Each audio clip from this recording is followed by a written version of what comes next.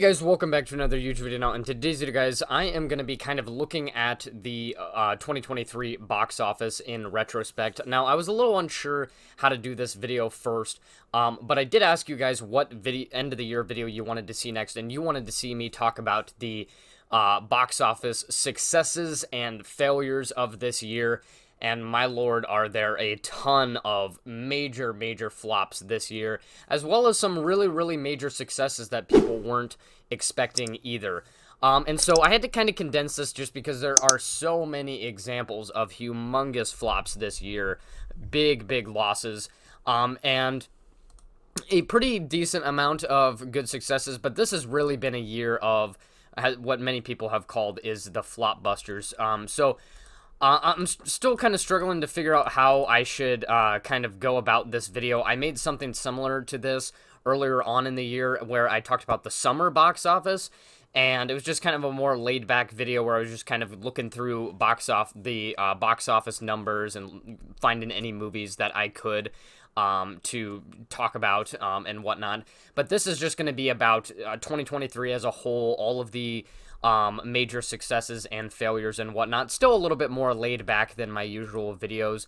And so, yeah, we're still continuing with the end of the year rankings. We got a few left to do, and I'm going to get rolling on the end of the year tier list, especially because that is a huge video that I got to edit. And I only have 2 more movies to watch to reach my goal of 50 movies in theaters this year. And then we can finally start moving on to talking about the 2024 movies, the whole new pool of movies there. So make sure you stay tuned for all of that. And I think that's pretty much it. So we're going to start off talking about the box office failures of this year, just so that we can end on kind of a better note. And like I said, I'm going to try to condense this as best as possible because there are so many examples this year. And so starting off, I got Ant-Man 3 and The Marvels. Now, I was going to say all of the MCU movies this year, but Guardians of the Galaxy Volume 3 did about as we would expect for a Guardians of the Galaxy film and was a really good movie as well.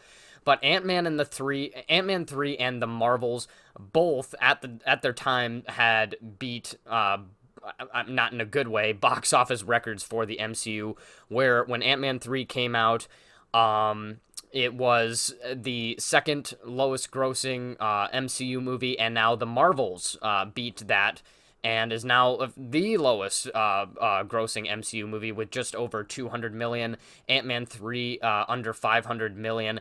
And, you know, that sounds like for most movies that wouldn't be a bad gross, but for a lot of these, and you're going to hear me repeat myself for a lot of these reasons, with just the insane amount of budgets, the insane budgets of some of these movies, yeah, not so great. Where with Ant-Man, I believe it has about a $200 million budget. The Marvels around there as well. And the general formula for figuring out how much money a movie would need to make to reach the profit numbers, usually take like the budget times 2.5, because that factors in the marketing and all of the other costs that a movie may have. And so when you take like something like Ant-Man 3 with a $200 million budget, it would need to make $500 million just to break even. So it's definitely lost some money for Disney and Marvel and all that kind of stuff. And then the Marvels, even worse, not even just barely making it over its production budget. So obviously not so great. And I think the case for the MCU, besides just the budget, but I think for the MCU specifically is what I'm trying to say, is that I think that there has been sort of a trickle-down effect with the MCU where, you know, there's been a lot of talk about superhero fatigue and whatnot, especially last year. But the thing is, I think that even last year, even though I think, you know, you were really starting to see that superhero fatigue creep in with a lot of moviegoers, you still had movies like Thor: Love and Thunder that still made like $750-800 million. So they were still making money. But I think this year now you're really starting to see the effects in financially for a lot of these bigger studios. And so yeah, I think there's just been a trickle down effect where, you know, each movie, MCU just does not make any improvements, has not really listen to any of the feedback. I think that they will after this year, especially with next year. The only movie coming out for Marvel is going to be Deadpool 3. So I think that they are starting to listen to this feedback and are going to make some reconsiderations. But at least with these movies, there hasn't really been any change in effect yet for the MCU movies that came out this year. And so I think you've just sort of seen this trickle down effect where movie after movie, less and less people are going to be wanting to go see these new superhero movies because they're so tired of seeing them. And with the MCU, there just hasn't been a clear direction since Endgame of where we're going, what the next big threat is. I think Ant-Man 3 actually did establish that well with Kang, but obviously now Jonathan Majors is out of the MCU picture completely because of his recent charges. And so now it's kind of up in the air. Now Kang, like, they're going to have to recast someone, or they're going to have to find a completely new villain to throw in there. So who knows? Kang Dynasty, who knows when that's going to come out? Is there even going to be one? Nobody knows right now. So the MCU is just completely up in the air, and nobody's really wanting to go see these movies right now. Next up on my list of box office failures, like I said, I had to condense a lot of this. I just did all 4 DCEU movies, and so basically we had 4 DCEU films come out, and what many people have been considering them as are leftovers, because at the end of last year, it was announced that the DCEU was going to be ending and that they were going to be completely starting the entire DC universe and doing something different. And James Gunn is going to be the head of all of this. And so this is pretty good news for the DC universe, but not so good news for these 4 DCEU films that came out. Shazam! Fury of the Gods, The Flash, Blue Beetle, and Aquaman 2. Which just came out last week. And yeah, so it's not so great because with when you establish a universe where you're trying to set up when you establish a universe where every movie is trying to set up 5 movies in the future and try to set up this huge, big blockbuster 5 years in the future, or whatever it may be.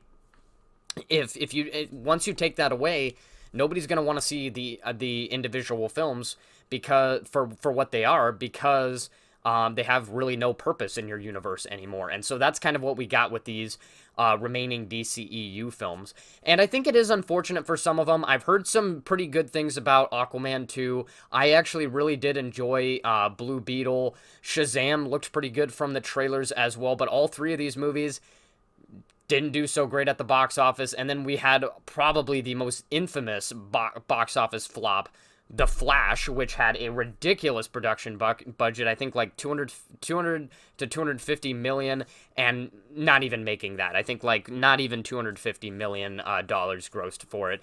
And I think The Flash is the biggest example here, because there was quite a bit of hype around The Flash with Michael Keaton coming back. This is the first Flash movie. We've been waiting for a Flash movie for a very, very long time, and there was even some people saying that this was going to reset the DC universe and be that transition to the new universe.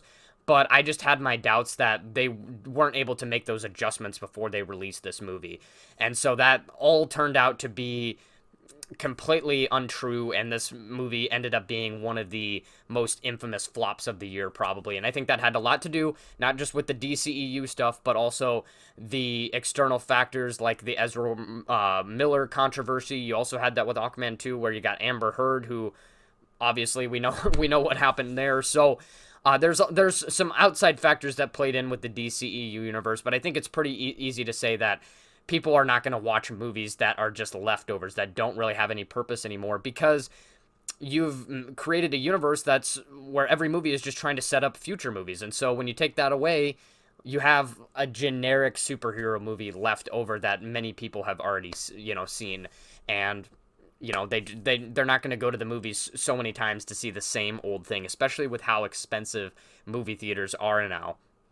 And also, on top of that, The Flash came out in the month of June, which I'll talk about a little bit later with some of these other ones on this list. But June and July was a very, very packed movie market, and I think that attributed with a lot of big flops, because people did not have the time or the money to go movie to movie watching all these big blockbusters that came out during the summer. I mean, you had Transformers, you had Fast X, you had The Little Mermaid, you had Spider-Man, you had Indiana Jones, Mission Impossible, just week after week after week. People cannot go to the theater that often and pay that much money to go see what might be a decent movie at best. So, yeah, the DCEU films, that's kind of my summary on those. On to some independent films. We got D&D Honor Among Thieves, which came out earlier in the year in March. And this is sort of an unfortunate one. I didn't mind Honor Among Thieves. I've kind of started to like it less and less as the year has gone by, but it wasn't a bad film. And I think there was a lot of early buzz around this movie with like some of the early screenings and whatnot, but I think that had a lot to do with those people who go to the early screenings are younger guys who are probably big, in this case, big D&D fans, and so they're probably all bound to have a really good time together. So it makes it seem like, oh, this movie's going to do really great, and I think D&D actually did pretty good for the first week, and then really slowed down once Super Mario Bros. Came out the next week, and that kind of hurt this movie quite a bit, and it only racked up about $200 million, which I think its budget was, I think, almost parallel to that. So obviously not so great, and an unfortunate one for D&D. Next up, we got Fast X, and I almost forgot to mention this on some of my earlier tries with this ranking. And this movie, as far as I'm concerned, had the highest budget out of all of these movies on this list with $340 million. And if you know the Fast and Furious films, most of them are not going to be, because if you kind of do your math a little bit, are not going to be making well over $1 billion to enter that realm of big profitability. Obviously, you had Furious 7, which was a big movie because people were aware that Paul Walker had passed away, and so they wanted to see how they were going to conclude things for him. But the past few Fast and Furious movies have made like $600, $700, $800 million at the most. And this movie, I believe, ended up making, let's see here, $704 million, which, again, isn't bad for a Fast and Furious film. Problem is that it has a $340 million budget, and so you're just not going to be able to profit off of that reasonably. And so it's unfortunate. I really enjoyed Fast X. I think it is a refreshing kind of return to basics with the Fast and Furious franchise. I feel like each Fast and Furious movie for a while now has been just trying to outdo itself, and I think this movie kind of dials it back a little bit, except for Jason Momoa. They let him just go all out in this movie, which I do enjoy. So Fast X, it's unfortunate, but again, you can't be expecting to profit when you have a budget of $300+ million. Next up, we got The Little Mermaid, which might not have done as bad as some people anticipated with a lot of the controversy surrounding that as well. But considering its humongous budget, making $569 million again is just not going to be enough to cover that. And so that makes it on this list as well. Next up, you got Transformers Rise of the Beast, and I think this one really suffered a lot from the crowded movie market at the time. Now, there was a decent amount of people who went to this movie, but of course, Transformers, again, having as high of a budget as it didn't help, and it only racked up about $438 million. Again, I don't think this is a bad movie. I think that this is a refreshing Transformers movie that is a good balance between some of the over-the-top action as well as like the actual story and the characters and focusing on the characters and whatnot. So I'm not here to talk about the movie itself, but all I'm saying is that I didn't think it was a bad movie, just unfortunate that it didn't do so well at the box office either. Next up, we got Indiana Jones and the Dial of Destiny. Another what would have been a big blockbuster that came out in June, but again, coming out in June with all those other movies that were out at the same time, most people are probably not wanting to see a legacy sequel to the Indiana Jones franchise, where we've kind of already done this before. I know it was 15 years ago now, but we've sort of already done this before where you bring back Harrison Ford. You know, he's a lot older now, but we're going to bring him back one last time, give the old guy another chance, I suppose.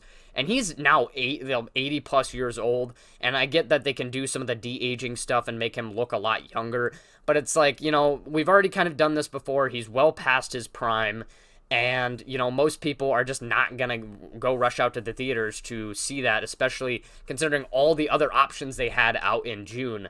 And with, again, the humongous budget of $300 million for an Indiana Jones film, that is completely unrealistic. They're not going to profit off of this movie. Most Indiana Jones films, I haven't looked at the numbers exactly, but I know for sure have not made over I don't think there's any of them that have made over $1 billion. So it makes it on this list as well. Moving on to the last few, and this one's an unfortunate one because I really liked this movie. This was probably my favorite on this this list of flopbusters, I suppose you want to say.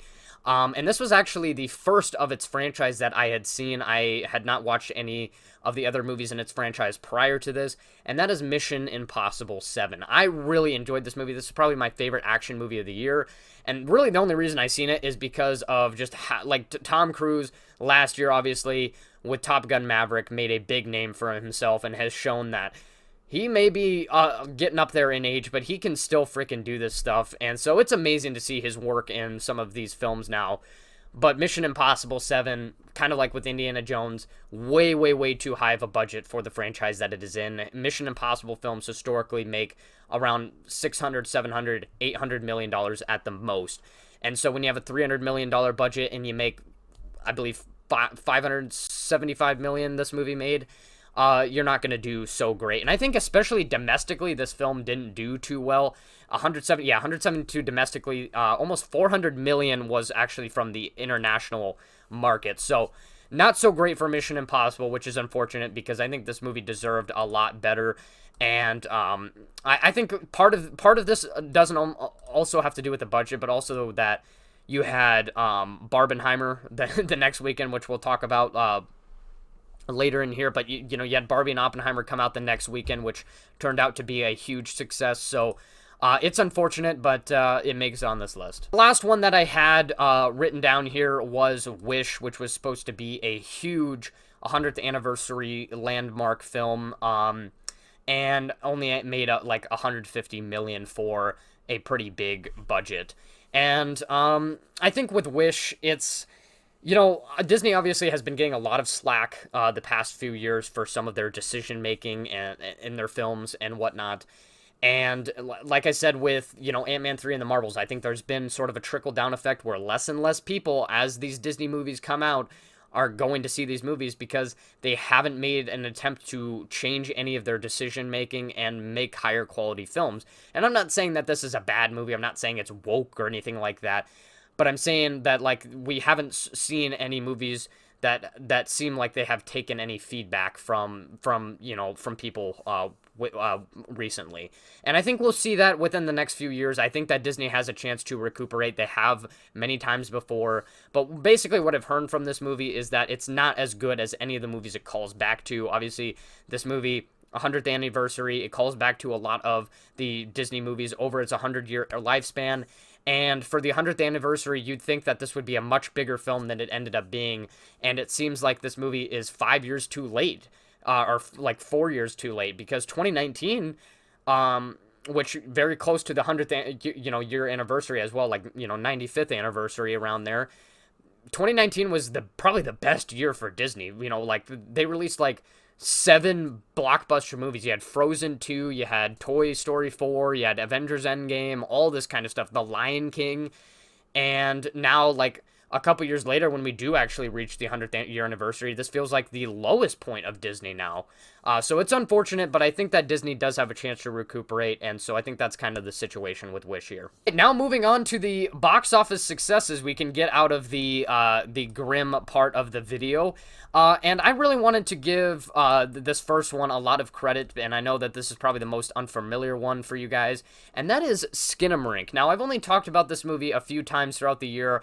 I talked about it way at the beginning of the year when it came out in January, and I talked about it on my recent horror ranking that I made, and that is Skinamarink, which Say what you want about this film if you have watched it. It's a very experimental movie. It's kind of the first of its kind to make the big screen, but it did a really, really great job, and I am very, very happy for that because regardless of the fact that this movie was good or bad in your opinion, I would really like to see this director continue to go on and find future success and try to improve off of his feedback that he has received from this film. And this film probably has the lowest budget out of any of the movies that I have watched this year or in 2023 in general. It has like, I think a $10,000, $15,000 budget and ended up making over $2 million, which sounds very, very small compared to all the movies we've talked about on this list. But that is a huge, huge accomplishment for this director's debut, and so I wanted to give this movie a lot of credit for that reason. Next up, we got the Super Mario Bros. Movie, which made a ridiculous almost $1.4 billion, the second highest grossing movie of the year. And I think this had a lot to do with the Super Mario Bros. Movie came out at a very, very convenient time where it didn't really have anything to challenge it. In fact, I think it led pretty much all of April's box office earnings. Like, it was on top entirety through April, and then the Guardians of the Galaxy finally took over for the #1 spot in May. And so, yeah, this movie made a ridiculous amount of money. And I think that has a lot to do with this movie just appealed to a very, very big audience. Obviously, just a very, very good kids movie. I really enjoyed it, and even the parents can enjoy this movie as well because many of them have probably played the Super Mario Bros. Games back when they were a kid as well. So it just can appeal to almost anybody. Anybody can enjoy this movie, and so I think that's why this movie did so great. And this is another one where you probably didn't expect it to be on this list, but I wanted to mention it because this was a sneaky, not good movie, but just made a sneakily good amount of money, I guess is the best way to describe it. And that is Insidious: The Red Door, which, you know, I'm not a huge fan of this movie. You've heard me talk about it in my horror ranking and back when I did the review for it. Definitely on the lower end of horror movies that I watched this year, but it still made a ridiculous amount of money. I believe it had a $15 million budget and made almost $200 million. And I think a lot of that had to do with the fact that this is a PG-13 horror movie. It's a part of a familiar franchise, Insidious, and so a lot of teenagers and, you know, younger crowds were able to go see this movie without having to worry about the rating or anything like that. And, you know, like I said, as part of a familiar franchise, there wasn't a lot of other horror movies out at the time. And so it was kind of just the only option in its particular category for people to watch. And so I think that's why it did as successful as it did. Next up, and I think that this is probably, in my opinion, the biggest box office success of the year by far. And I don't think enough people talk about it. And that is Sound of Freedom, which made an absolutely ridiculous amount of money for its budget, for the studio that it was coming from, everything like that, just absolutely ridiculous. I believe the budget couldn't be no more than $50 million, and it ended up making about $250 million. And let's see here. So it is currently the 22nd highest grossing film of 2023. 248 million worldwide, 184 million domestically, only 63 million internationally because they didn't release it until much later. But I think that the most impressive feat is its domestic earnings, which it made more than Taylor Swift The Eras Tour. It made more than The Flash, more than Wonka as of right now, Creed 3, FNAF, Hunger Games, Indiana Jones, Meg 2, Transformers, almost as much as John Wick, not too far behind Ant-Man, more than Elemental, more than Mission Impossible, so more than Fast X. Like, this movie made a ridiculous amount of money domestically, and I don't think it gets enough credit for its huge, huge success for Angel Studios, which is a faith-based, film company. And yeah, just what a huge success for them, and I'm really, really glad because the message that I was trying to push in this movie, I think, needs to resonate, and I'm glad that the money will very likely be going in the right place. So I am very, very glad. This movie is definitely the most deserving of its success, and number-wise, percentage-wise is by far the most successful movie of the year. And so I really, really wanted to give a shout out to Sound of Freedom. Next up, you have, I couldn't do this video without talking about it. You have Barbenheimer, the cultural phenomenon of 2023, where the internet started this thing where, oh, they noticed that Barbie and Oppenheimer are coming out the same weekend. These two very, very different movies. You have this very, very grim, dark movie about Oppenheimer, directed by Christopher Nolan, and then you have this very bright, vibrant, energetic movie of Barbie, and people just made fun out of this weekend, and I'm really, really glad for that. I had a lot of fun with Barbenheimer weekend. I went to see Barbie first, wore a pink shirt, was in there with a bunch of other, with a bunch of girls who were wearing all these pink outfits that were with their mom, their grandma, their sisters, like all these other female characters in their life, and all dressed up in pink, and it was a lot of fun. And then I went to see Oppenheimer in a full-on suit, and again, the environment was just overall fun, and I really enjoyed Barbenheimer. It will certainly be a thing to remember in theater history, I guess you want to say. And obviously, you had Barbie, the highest-grossing movie of the year, making almost $1.5 billion, $636 million domestically. And I think it's easy to see why this movie made a crap ton of movie. I think if you eliminate, I think it honestly probably would have made even more money had Barbenheimer not happened, because I think that so many people, kind of like with Taylor Swift, which I'll talk about a little bit later, almost any girl can watch this movie and have a fun time with it and relate to it in some kind of way. And it's just a really, really fun movie for any woman in your life, your mom, your grandma, your sister, like whatever.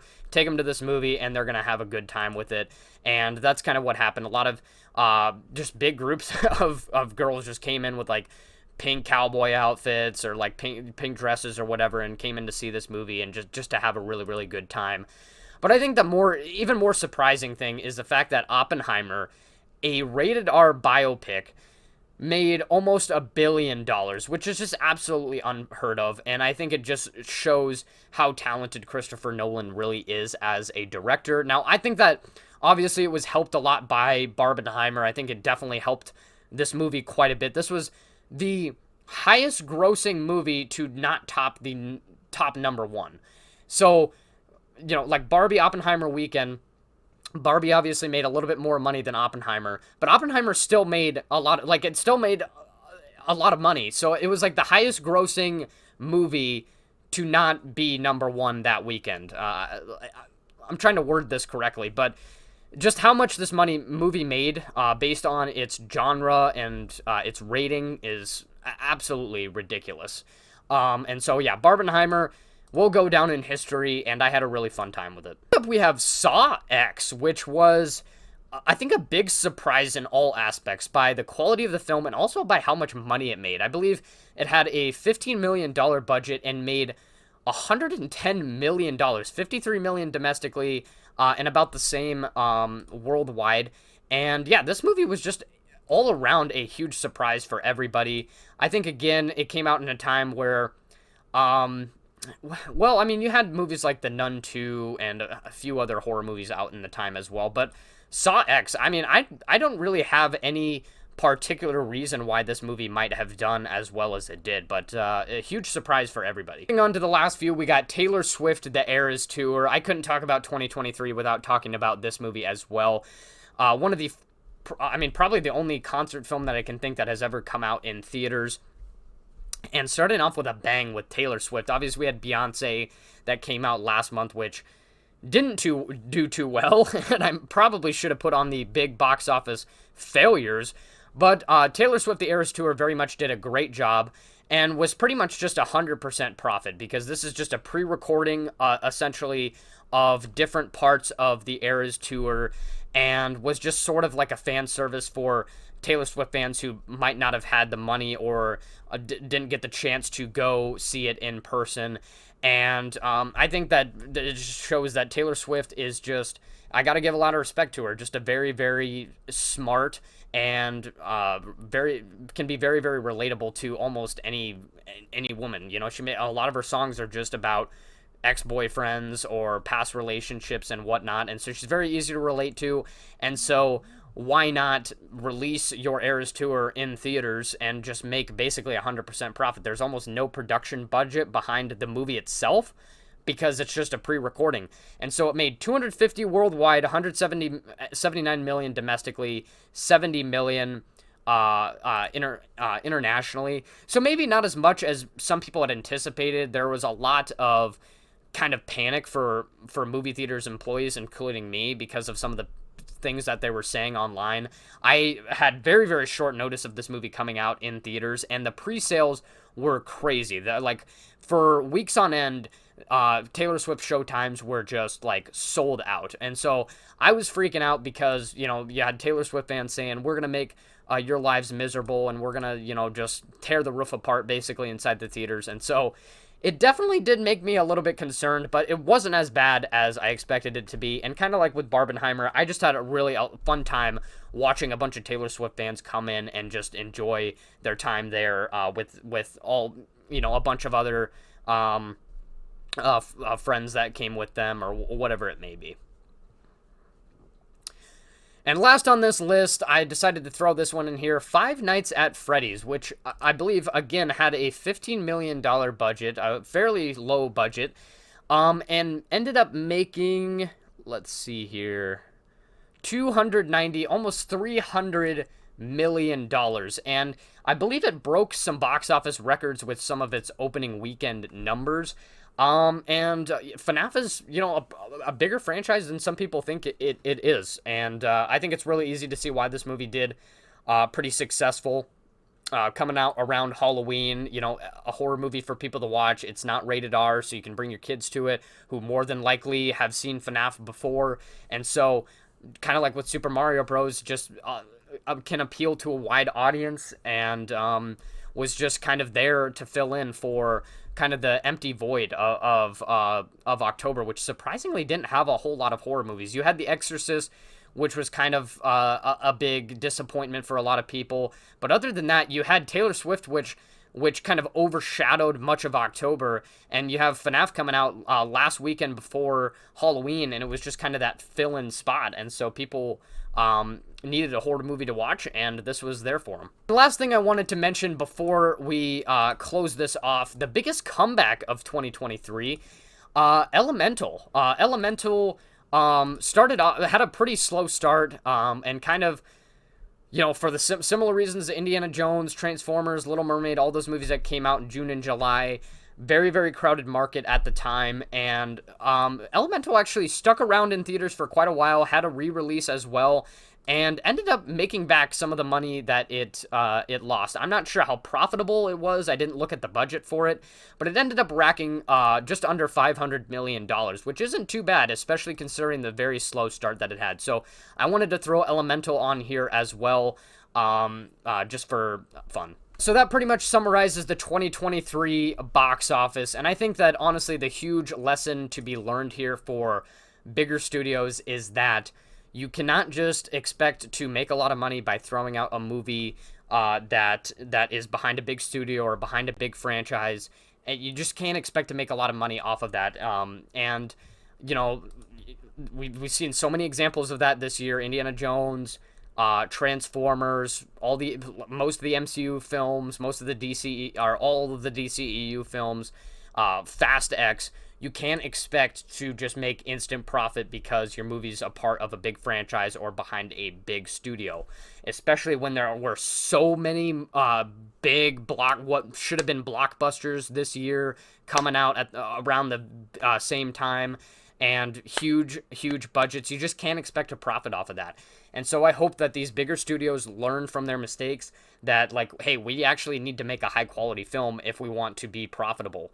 And so, like, and I think that's just honestly the big lesson of 2023 is that just because you're a familiar name or a familiar face doesn't mean that you can just lay off and, you know, not really put in a whole lot of effort into what you are doing. And so I really hope that this motivates those bigger studios to actually try to make higher quality films in the future and not just the same generic stuff that we've seen time and time again. And yeah, so that's pretty much it. Let me know what you guys think in the comment section down below. There was obviously probably a lot of movies that I missed on here. There are just so many examples this year of humongous flops. Not really, unfortunately, a lot of big successes that I can think of. So let me know in the comment section what were some of the big failures or big successes that I missed. And that's it. Stay tuned for the remaining end of the year ranking, or end of the year videos, rankings, whatever you want to call them. And that's all I got for you guys. Like and subscribe, and I will see you next time.